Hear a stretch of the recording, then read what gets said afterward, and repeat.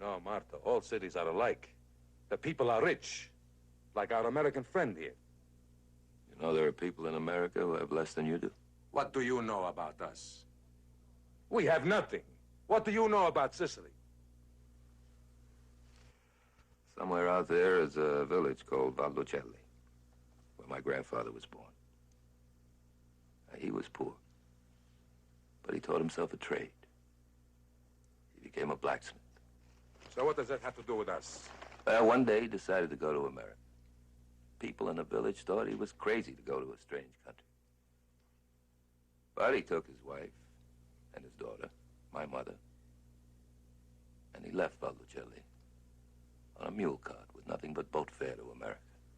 So now you'll tell me how he became rich and famous. And the moral of the story is, go to America. Now he was poor for the rest of his life. There wasn't much work for blacksmiths in America. But then the villagers were right. He was a fool. If all he went for was to get rich, then he would have been a fool. Why else would he go? One day I asked him why he came. He laughed and he said, to see what was there. As a child, I thought that was a foolish answer. So I said, you mean that you came all the way from Sicily just to see what was in America? And he said, no. To see what was in myself. Wait, that is beautiful. I don't like the story.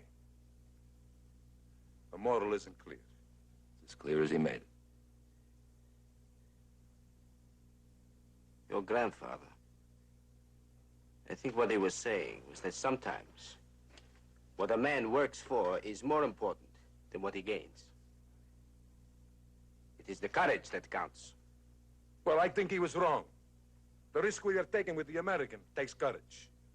But if we don't get the money, it means nothing. Well, there are different kinds of courage. It takes one kind to steal, and another not to steal. Listening to a rich man talk about stealing is like listening to a blind man talk about seeing.